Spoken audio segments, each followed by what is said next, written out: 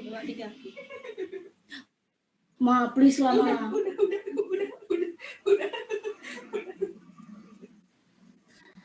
Assalamualaikum warahmatullahi wabarakatuh. Selamat sore, teman-teman. Sore. Waalaikumsalam warahmatullahi Selamat wabarakatuh. sore. Selamat datang untuk kelompok 2 di ruang Zoom meeting kita pada sore hari ini, yaitu dengan tujuan mempresentasikan tentang gabungan huruf vokal di mata kuliah Bahasa Indonesia. Sebelumnya, perkenalkan saya Dewi Hastuti selaku moderator kita pada hari ini. Oke teman-teman, tanpa berlama-lama langsung saja kita akan memulai presentasi kita pada hari ini. Namun sebelum itu, marilah kita awali presentasi ini dengan membaca basmalah. Bismillahirrahmanirrahim. Baik teman-teman, hari ini kita akan membahas gabungan huruf vokal dengan pemaparan materi dari kelompok 1 yang akan dibagi beberapa bagian dan dibacakan oleh masing-masing individu dari kelompok 1. Langsung saja kita mulai materi pertama yang akan dibawakan oleh Nani Setiawati Ningrum, yaitu tentang gabungan huruf vokal mengenai abjad, huruf vokal, dan huruf konsonan. Kepada Nani, kami persilahkan. Assalamualaikum warahmatullahi wabarakatuh. Saya di sini akan menjelaskan tentang pengertian huruf abjad, huruf vokal, dan huruf konsonan. Untuk pertama, kita ke pengertian abjad. Abjad menurut Kamus Besar Bahasa Indonesia merupakan kumpulan huruf atau aksara berdasarkan urutan yang lazim dalam bahasa tertentu. Abjad juga berarti sistem aksara yang melambangkan bunyi bahasa dan dipakai untuk menuliskan sebuah bahasa. Mengutip dari Kamus Linguistik karya Harimurti Krida Laksana, abjad atau alfabet adalah kumpulan tanda tulisan yang disebut huruf. Huruf abjad kapital, yaitu huruf besar. Huruf abjad kapital diantaranya adalah A, B, C, D, E, F, G, H, I, J, K, L, M, N, O, P, Q, R, S, T, U, V, W, X, dan Y, Z. Yang kedua, huruf abjad non-kapital, yaitu huruf abjad kecil. Huruf abjad non-kapital antara lain A, B, C, D, E, F, G, H, I, J, K, L, M, N, O, P, Q, R, S, T, U, V, W, X, Y, dan Z. Huruf vokal. Vokal adalah bunyi bahasa yang dihasilkan oleh pita suara tanpa penyempitan saluran suara di atas glotis. Huruf vokal dalam bahasa Indonesia adalah A, I, U, E, dan O. Contoh penggunaan huruf vokal dalam kata sebagai berikut. Huruf vokal di awal, di tengah, di akhir. A, ayam. Nasi, asi, mata, ulat, bumi, baju. Huruf konsonan. Konsonan adalah bunyi bahasa yang dihasilkan dengan menghambat aliran udara pada salah satu tempat di saluran suara di atas glotis. Huruf-huruf konsonan terdiri atas huruf-huruf B, C, D, F, G, H, J, K, L, M, N, P, Q, R, S, T, V, W, X, Y, dan Z. Berikut contoh penerapan huruf konsonan. Huruf konsonan di awal, di tengah, di akhir. L, lantai, malam, kesal, T, tepi, kata, kiamat. Selain huruf vokal dan konsonan, dalam bahasa Indonesia juga dikenal dengan huruf diftong. Dan gabungan huruf konsonan berikut penjelasannya berdasarkan sumber yang sama. Sekian penjelasan dari saya, terima kasih.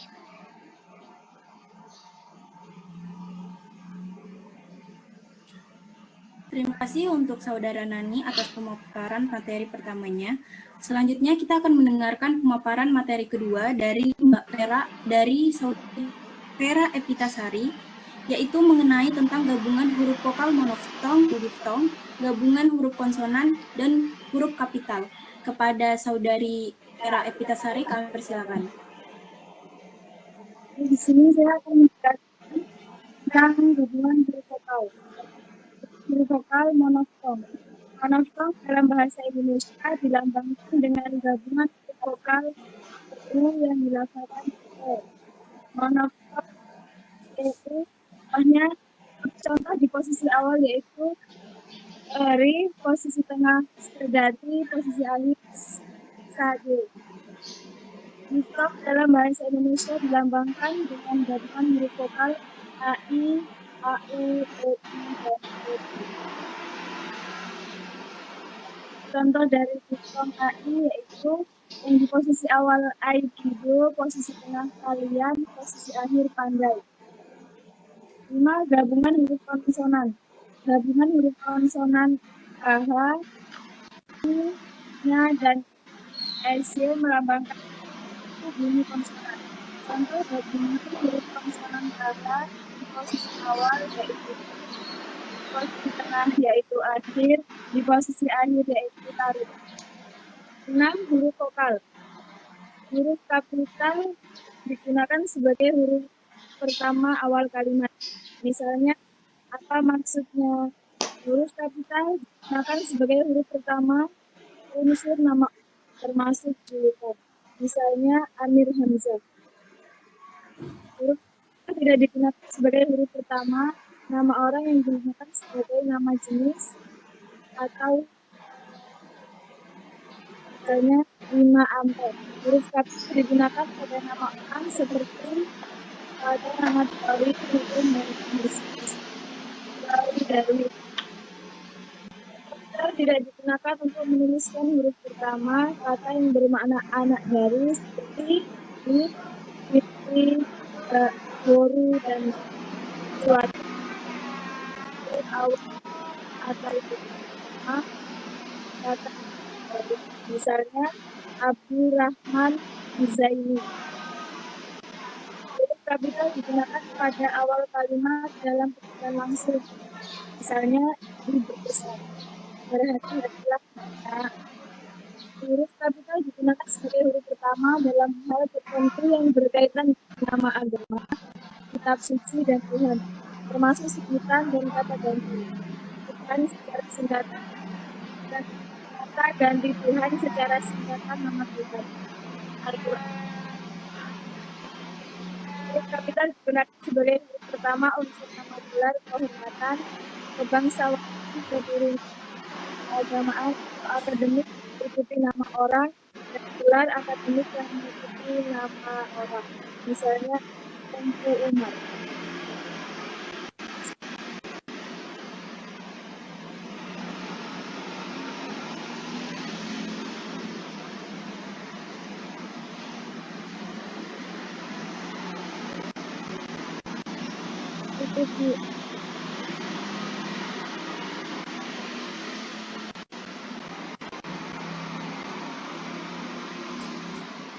Terima kasih Saudari Pera atas pemaparannya. Selanjutnya, kita akan mendengarkan pemaparan materi dari Saudara Aldi Alfianto Putra tentang gabungan huruf vokal mengenai huruf miring, huruf tebal, dan kata dasar. Kepada Saudara Aldi kami persilakan. Assalamualaikum warahmatullahi wabarakatuh. Di sini saya melanjutkan materi yang disampaikan oleh kita ya. Ya, yang pertama itu huruf miring. Pengertian huruf miring adalah huruf yang tercetak miring atau dalam terminologi tipografi disebut italik. Huruf italik ini biasanya digunakan untuk memberikan penekanan pada sebuah kata. Di samping itu, berbagai huruf tersebut juga dipakai untuk menunjukkan sebuah istilah atau kata yang berasal dari bahasa asing. Contoh berbagai huruf miring. Huruf miring digunakan untuk menuliskan judul buku, judul film, judul album lagu, judul acara televisi, judul seminar, judul lakon, dan nama media massa yang dikutip dalam tulisan termasuk dalam daftar pusaka. Contohnya, saya sudah membaca buku Siti Nurbaya karya Marah Rusli. Kata yang dicetak miring adalah Siti Nurbaya. Yang kedua, kemarin kami menonton film Laskar Pelangi lagi. Kata yang dicetak miring Laskar Pelangi. Contoh yang ketiga, berita itu muncul dalam surat kabar Kompas. Kata yang dicetak miring terdapat pada Kompas.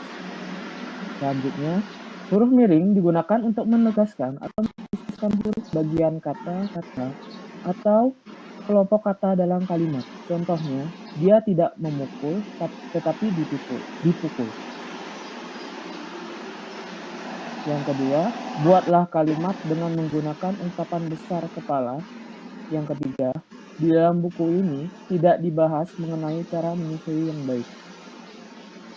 Nah, selanjutnya, huruf miring digunakan untuk menuliskan kata atau ungkapan dalam bahasa daerah atau bahasa asing. Contohnya, pengantin itu sedang melakukan prosesi ngincak endok sesuai dengan adat Sunda.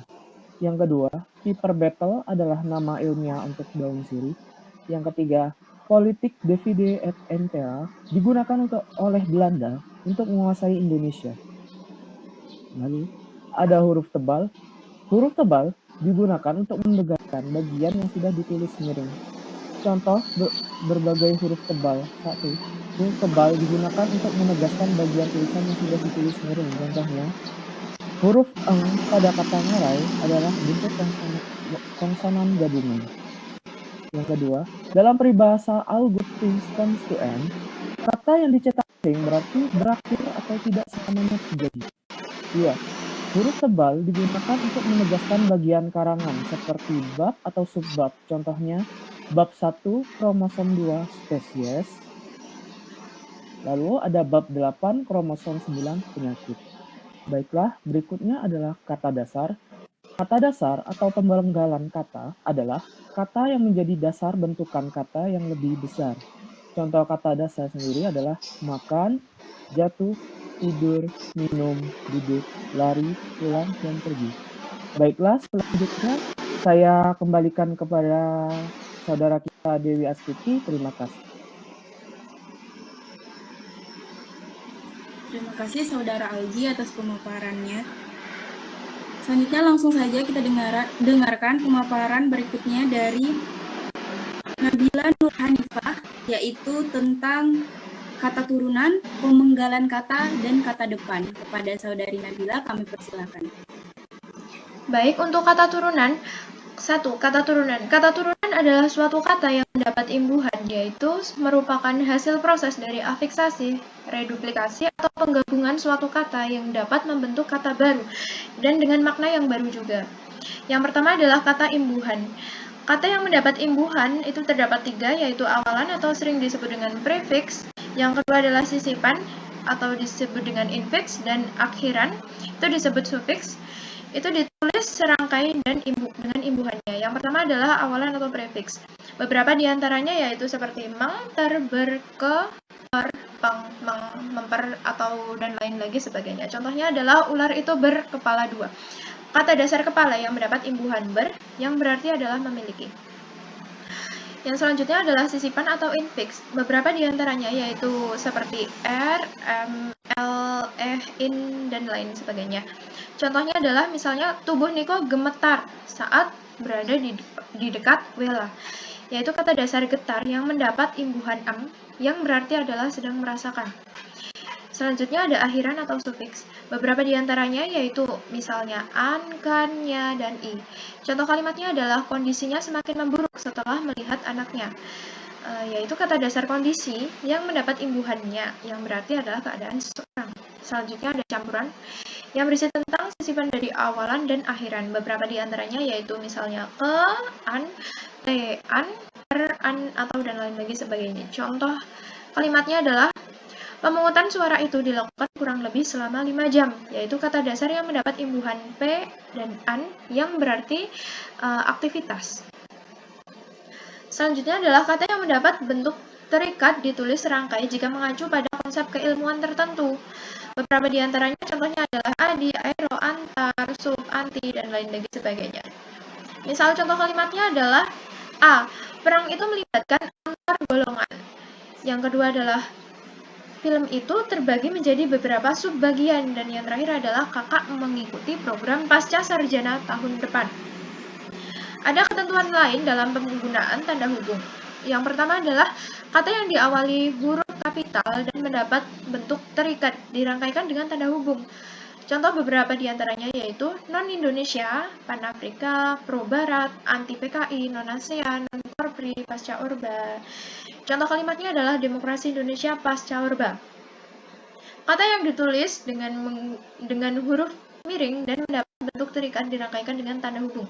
Contoh beberapa di antaranya adalah anti-mainstream, pacar reshuffle, pra-alt Cleo, dan super JK. Contoh kalimatnya adalah ada 3 kegiatan anti-mainstream yang dapat dilakukan saat malam tahun baru. Dan yang kedua adalah bentuk ulang. Bentuk ulang yang ditulis menggunakan tanda hubung. Yang pertama adalah contohnya, hiruk pikuk lalu lintas di lampu merah perempatan kantor Pengadilan Negeri Malang. Yang kedua, bentuk gabungan kata ditulis dengan menggunakan unsur kata pertama. Contohnya adalah Melia menyusuri hutan-hutan belantara di Kalimantan. Selanjutnya ada gabungan kata. Yang pertama, gabungan kata termasuk istilah khusus yang ditulis terpisah. Contohnya adalah banyak kuda laut terdampar di pantai Trisik. Kedua, gabungan kata yang mendapat imbuhan campuran yaitu di awal dan di akhiran. Contohnya adalah Arya siap mempertanggungjawabkan atas semua yang telah ia katakan. Yang ketiga, gabungan kata yang hanya mendapat awalan dan akhiran yang ditulis terpisah. Contoh kalimatnya adalah mereka bersorak gembira melihat serangan ke kawasan Masjid Aqsa. Yang keempat, gabungan kata yang ditulis serangkai. Contohnya adalah kelas 11 SMA Cipta Bangsa melakukan karya wisata ke Gunung Kidul. Dan yang selanjutnya ada pemenggalan kata. Yang pertama adalah kata dasar. Contoh vokal di tengah kata. Vokalnya yaitu muat, u dan a ditulis terpisah. Selanjutnya ada monofton eu. Contohnya adalah kata teuku. Selanjutnya ada diftong ai, aku, ei dan oi tidak dipenggal. Contohnya adalah lambai. Huruf konsonan di antara huruf vokal. Contoh katanya adalah gundah. Huruf konsonan berurutan di tengah kata dasar. Contoh katanya adalah terka. Terdapat 3 huruf konsonan atau lebih yang terletak di belakang. Contohnya adalah kontra. Dan yang terakhir adalah gabungan huruf konsonan yang melambangkan satu bunyi tidak dipenggal. Contohnya adalah makhluk. Selanjutnya ada kata berimbuhan. Di antara bentuk kata dasar dan unsur pembentuknya, contohnya adalah bermain, perasaan, bayangan, meringankan. Dan ada bentuk dasar yang mengalami lebur. Contohnya adalah menyihir dari kata sihir, mendapat imbuhan me. Dan selanjutnya ada pemenggalan kata yang disisipkan. Contohnya adalah gemerlap.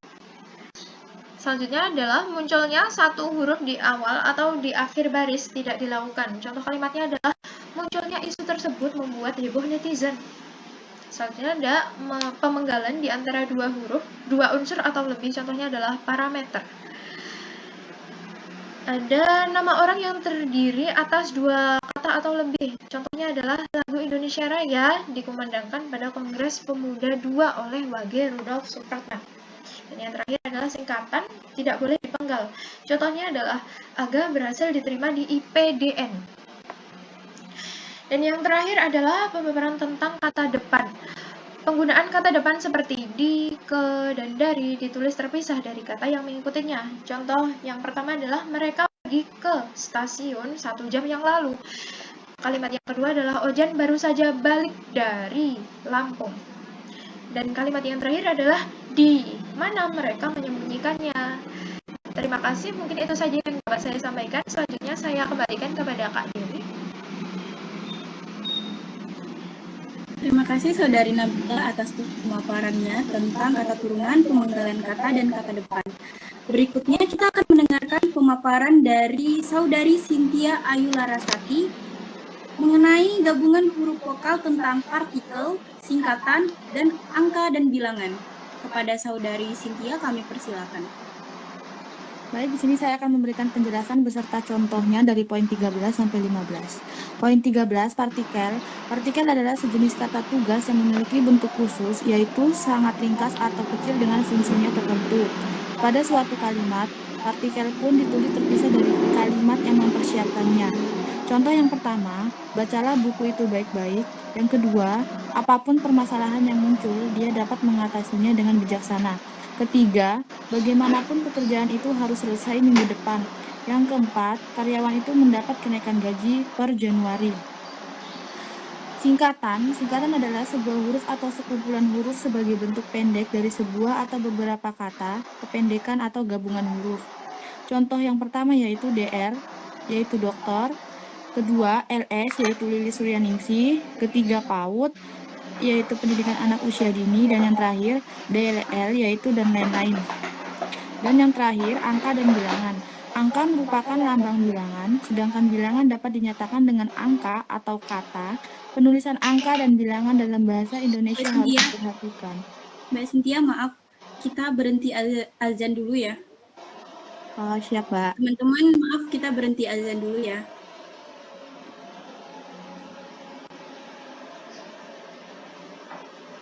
Guys, bagi yang Apa?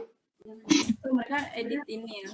1, 2, 3. Baik, sini saya akan melanjutkan poin yang terakhir, angka dan bilangan. Angka merupakan lambang bilangan, sedangkan bilangan dapat dinyatakan dengan angka atau kata. Penulisan angka dan bilangan dalam bahasa Indonesia harus diperhatikan. Penggunaan dan penulisannya juga tergantung konteks kalimatnya. Contoh yang pertama yaitu angka Arab 0, 1, 2, 3, 4, 5, 6, 7, 8, 9. Contoh kedua angka Romawi, Romawi 1, Romawi 2, Romawi 3, Romawi 4, Romawi 5, Romawi 6, dan selanjutnya. Contoh yang ketiga, mereka menonton drama itu sampai 3 kali. Contoh yang keempat, 0,5 cm. Contoh yang kelima, sebanyak 2.500 orang peserta diundang panitia. Contoh yang keenam, Jalan Kartika Romawi 1 nomor 15. Contoh yang ketujuh, bab Romawi 2 pasal 3 halaman 13. Contoh yang kedelapan, 12. Contoh yang ke-9, abad Romawi 7. Contoh yang ke-9, setiap orang menyebarkan atau mengedarkan rupiah tiruan sebagaimana dimaksud dalam pasal 23 ayat 2, dipidana kurungan paling lama 1 tahun dan pidana denda paling banyak 200 juta rupiah. Dan contoh yang terakhir yaitu kelapa 2. Baik, terima kasih penjelasan saya. Saya kembalikan lagi ke Mbak Dewi.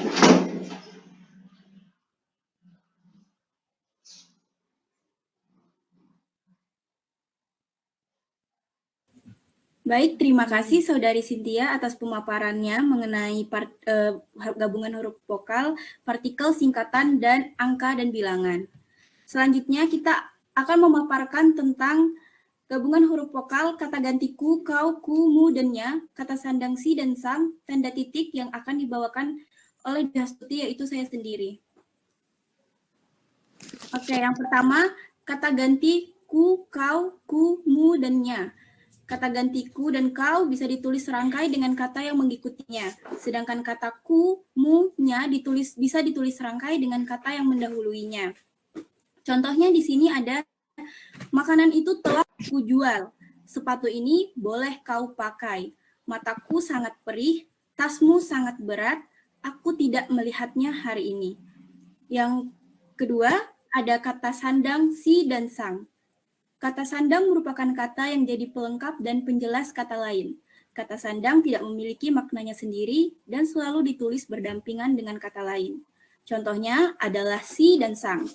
Kata si dan sang ditulis terpisah dari kata yang mengikutinya dan huruf awal sang ditulis kapital jika sang merupakan nama dari unsur Tuhan.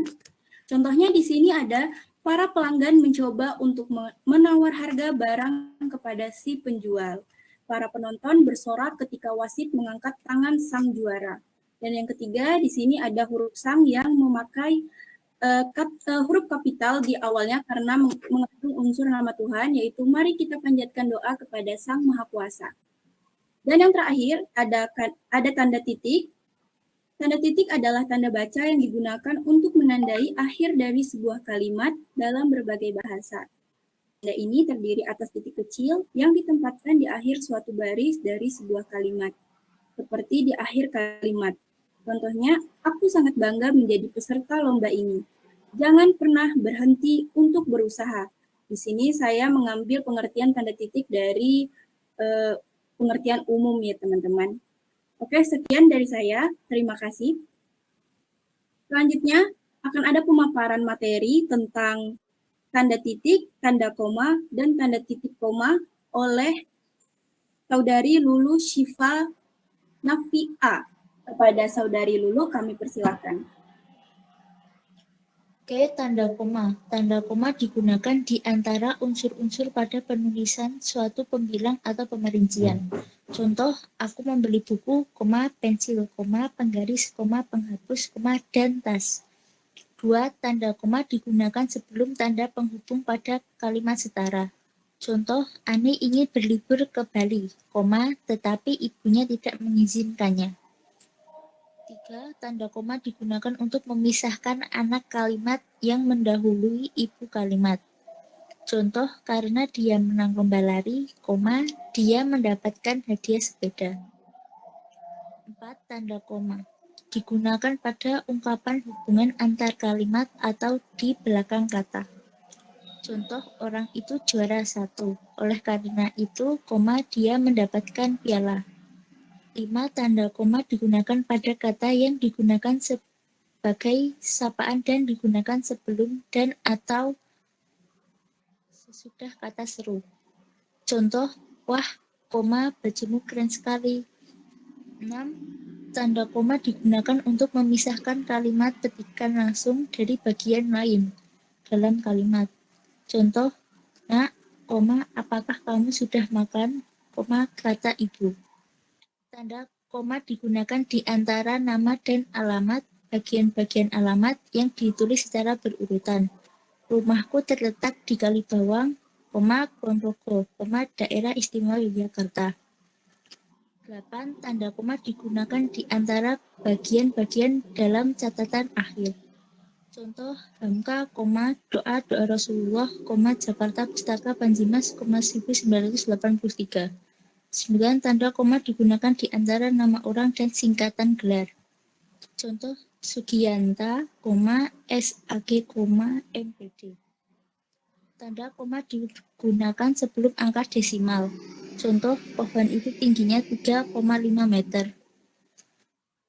11. Tanda koma digunakan untuk mengapit keterangan tambahan. Contoh, semua warga Kulonprogo, koma, baik anak-anak maupun orang tua, koma, harus mengikuti aturan yang tertera di dalam protokol kesehatan. 12. Tanda koma digunakan di belakang keterangan yang terdapat di awal kalimat untuk menghindari salah pengertian. Dalam keadaan serba kekurangan, koma, kita tidak boleh pasrah diri pada keadaan. Tanda titik 2. Tanda titik 2 digunakan pada akhir sesuatu pada pernyataan lengkap yang diikuti oleh pembilangan atau pemerincian. Contoh, ibu membeli sayur, titik 2, sawi, kangkung, bayam, kacang panjang, dan wortel.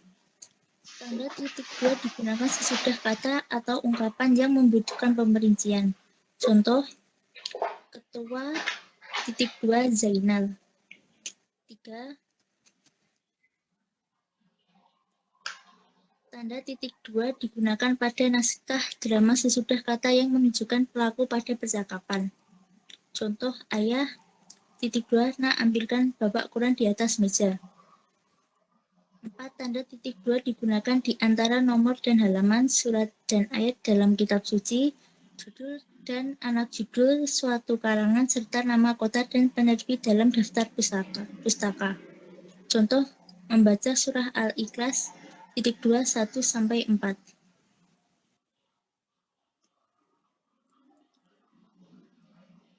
Tanda titik koma. Tanda titik koma digunakan sebagai pengganti kata penghubung untuk memisahkan kalimat setara yang satu dari kalimat setara yang lain di dalam kalimat majmuk. Contoh, hari sudah malam, titik koma, anak-anak masih bermain. Tanda titik koma digunakan. 2. Tanda titik koma digunakan pada akhir perincian yang berupa klausa. Contoh, syarat bekerja di perusahaan ini adalah 1. Perempuan berusia 18-22 tahun, titik koma, belum menikah, titik koma, dan seterusnya. Tanda titik koma digunakan untuk memisahkan bagian-bagian pemerincian dalam kalimat yang sudah menggunakan tanda koma. Contoh, aku membeli baju, celana dan topi, titik koma, buku, pensil dan penghapus, titik koma, pisang, anggur dan jeruk.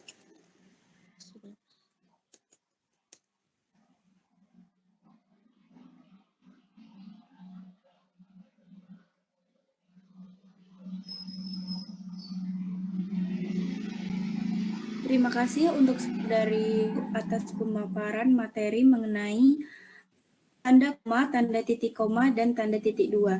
Berikutnya kita akan mendengarkan pemaparan materi dari Saudara Aman Sanjaya, yaitu mengenai tanda hubung, tanda pisah, dan tanda tanya. Kepada Saudara Aman, kami persilakan.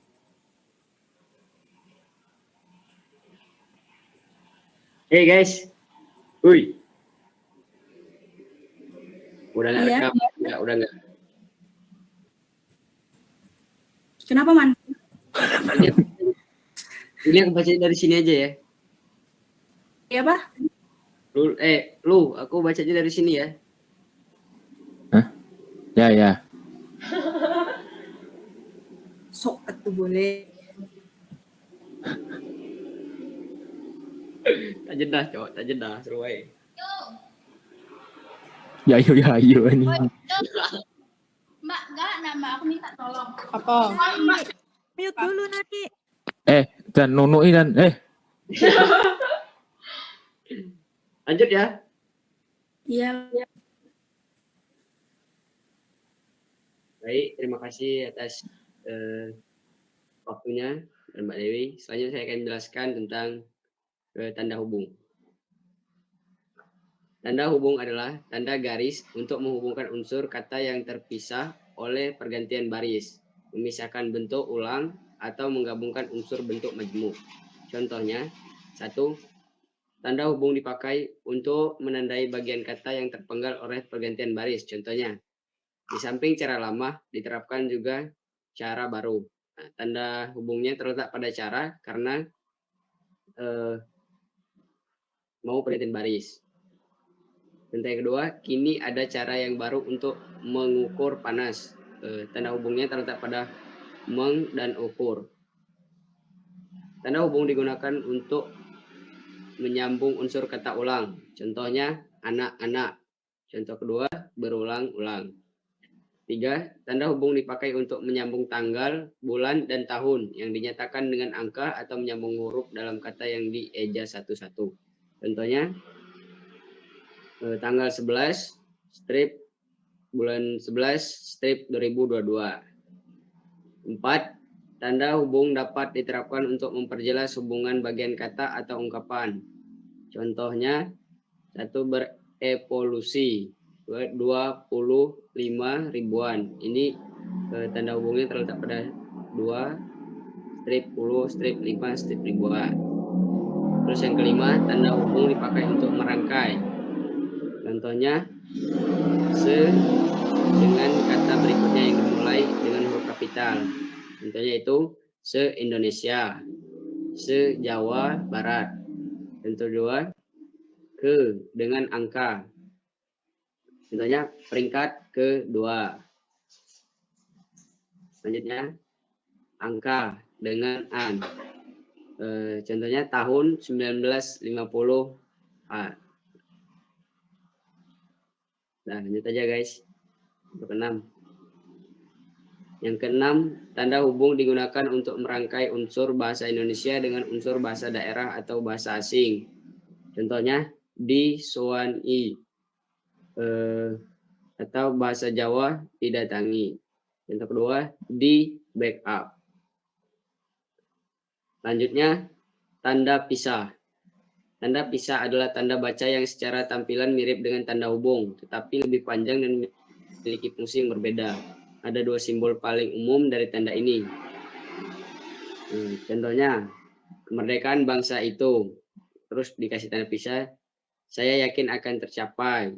Tanda pisah diperjuangkan oleh bangsa itu sendiri. Titik 2, keberhasilan itu di tanda pisah kita sependapat. Tanda pisah dapat dicapai jika kita mau berusaha keras. Selanjutnya, tanda tanya.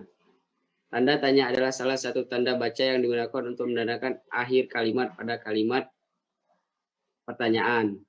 Contohnya, siapa nama kamu? Untuk 2, siapa nama guru yang sedang mengajari kelas tersebut? Yang 3, apa makanan kesukaan kamu? Terima kasih. Sekian materi dari saya. Saya kembalikan lagi kepada Pak Dewi.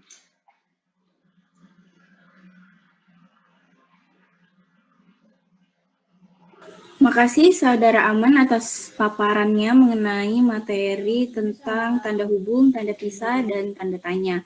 Berikutnya kita akan mendengarkan paparan materi dari Saudara Muhammad Raihan Putra Nugroho.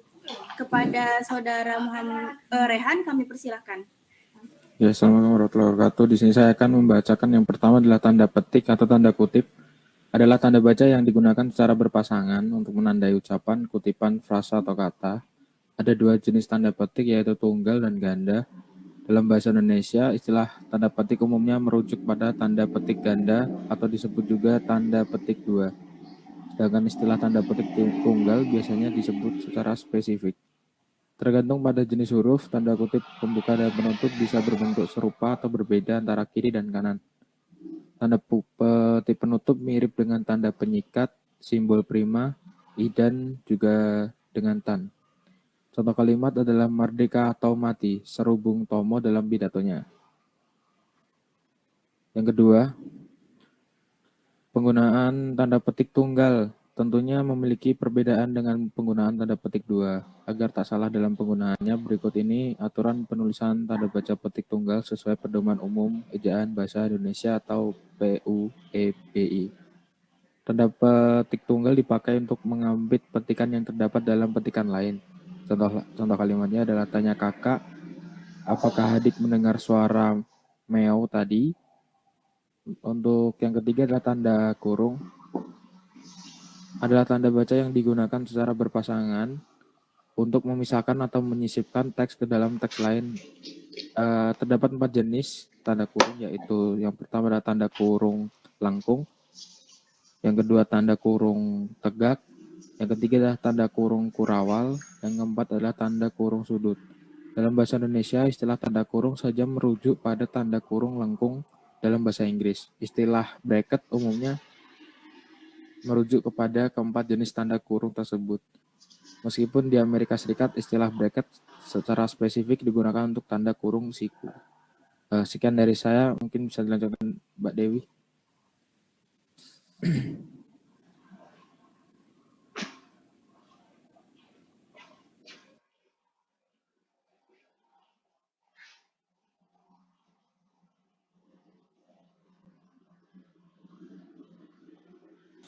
Terima kasih Saudara Muhammad Rehan atas pemaparan materinya. Yang terakhir, kita akan mendengarkan pemaparan materi dari Saudari Ruth Berlian, yaitu mengenai tanda kurung siku, tanda garis miring, dan tanda apostrof. Kepada Saudari Ruth Berlianing, kami persilakan.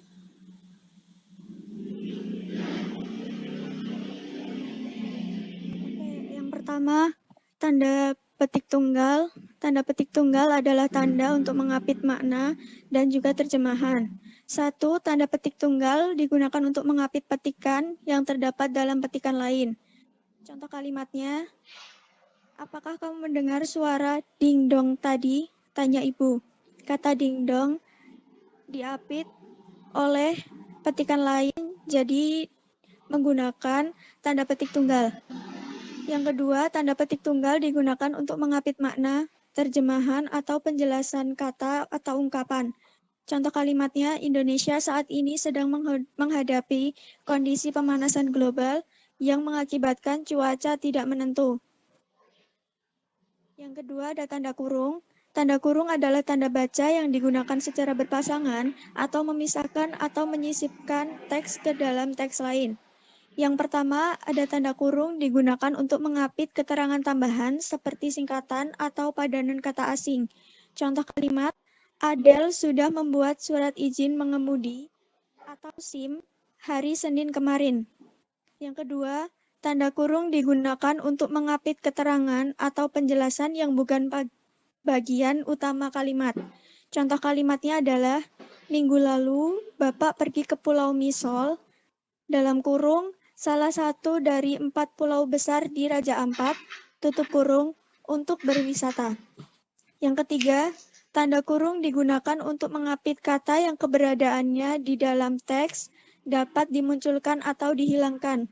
Contoh kalimat, paman membeli dalam kurung buah, tutup kurung, manggis untuk anaknya. Kata buah dapat dihilangkan karena makna kalimat tersebut akan tetap sama. Yang keempat ada tanda kurung. Tanda kurung digunakan untuk mengapit huruf atau angka sebagai penanda perincian yang ditulis ke samping atau ke bawah di dalam kalimat. Contoh kalimatnya, biaya tetap meliputi A. Penyusutan gedung, B. Peralatan, C. Pajak bangunan, D. Asuransi, E. Gaji manajemen puncak, dan F. Karyawan operasi. Lalu ada tanda kurung siku. Tanda kurung siku adalah tanda yang digunakan untuk mengapit keterangan dalam kalimat penjelasan yang sudah bertanda kurung. Yang pertama, tanda kurung siku digunakan untuk mengapit huruf, kata, atau kelompok kata sebagai koreksi atau tambahan atas kesalahan atau kekurangan di dalam naskah asli yang ditulis orang lain. Contoh kalimat, dia harus mempertanggungjawabkan perbuatannya. Yang kedua, ada tanda kurung siku digunakan untuk mengapit keterangan dalam kalimat penjelas yang terdapat dalam tanda kurung. Contoh kalimat, Komodo, dalam kurung hewan dari Pulau Komodo, tanda kurung siku, tepatnya di Provinsi Nusa Tenggara Timur, tanda kurung siku dilanjutkan oleh tanda kurung adalah hewan yang dilindungi. Selanjutnya, ada tanda garis miring. Tanda garis miring adalah tanda baca yang berbentuk garis hampir vertikal yang bagian atasnya agak condong ke sebelah kanan dan bagian bawahnya ke sebelah kiri garis vertikal. Yang pertama, tanda garis miring digunakan dalam nomor surat, nomor pada alamat, dan penandaan masa 1 tahun yang terbagi dalam 2 tahun takwim. Contoh kalimatnya adalah Jalan Mawar, Romawi 4, garis miring 9. Yang kedua, tanda garis miring digunakan sebagai pengganti kata dan, atau, serta setiap. Contoh kalimatnya, pengambilan raport dilakukan oleh orang tua atau wali siswa.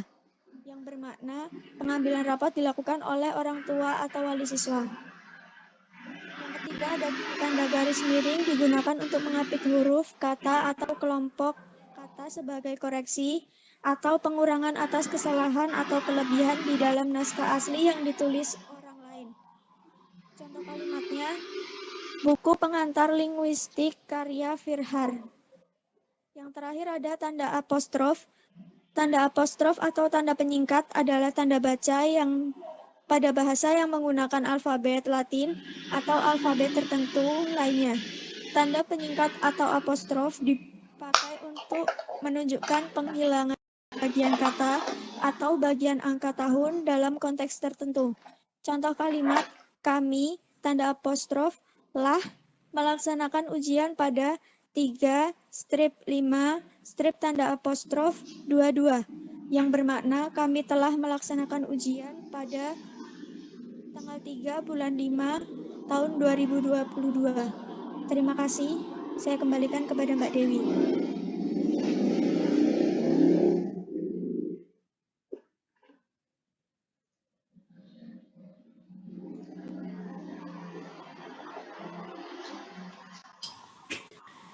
Baik, terima kasih terima kasih Saudari Berliani Hanifah atas pemaparan materinya. Oke teman-teman, berakhirnya presentasi dari Saudari Ruth, maka berakhir pula presentasi kita hari ini. Presentasi kita tentang pemaparan gabungan huruf vokal. Terima kasih teman-teman karena udah bersedia bergabung dan bersedia memaparkan materi-materinya. Semoga materi ini bisa bermanfaat untuk kita dan untuk orang lain. Saya Dewi Hastuti selaku moderator pada hari ini memohon maaf jika masih banyak kekurangan dalam membawakan atau memandu presentasi kita pada hari ini. Sebelum menutup presentasi ini, marilah kita mengucapkan hamdalah bersama-sama. Alhamdulillahirabbil alamin. Kalau begitu, saya tutup ya teman-teman. Assalamualaikum warahmatullahi wabarakatuh. Waalaikumsalam warahmatullahi wabarakatuh.